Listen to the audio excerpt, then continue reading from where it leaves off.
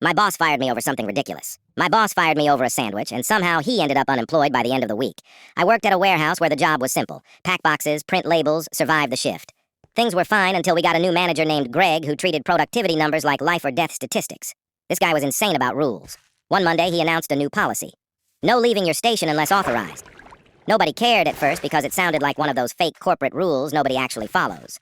A few days later, I realized I forgot my lunch in the break room fridge. Since Greg had been yelling at people all week, I decided to ask permission first. I radioed him. "Hey, can I quickly grab my lunch?" He instantly replies, "No unauthorized movement during work hours." So I asked, "Okay, can I take my lunch break then?" He says, "Not until your scheduled break," which was still hours away. Annoying, but whatever.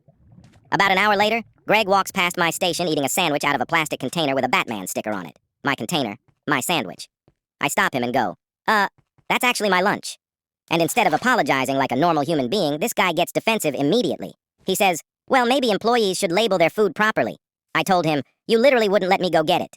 That apparently triggered him because he starts going off in front of everyone about respect and attitude. Then he tells me to clock out and go home.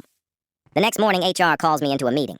Greg is sitting there acting like I committed a federal crime over turkey and cheese. He claims I was argumentative, disruptive, and hostile toward management. HR listens to him, then asks me for my side. I explain exactly what happened. Then HR asks Greg, "Did you eat the employee's lunch?" Greg tries to dodge the question by calling it unclaimed food. Then HR asks, "If employees aren't allowed to leave their stations, why were you in the break room?" The room went completely silent. Turns out multiple employees had already complained about Greg for stuff like this. I didn't get fired. Greg did. HR apologized to me afterward and even reimbursed me for the sandwich. So technically, that was the most profitable lunch I've ever lost.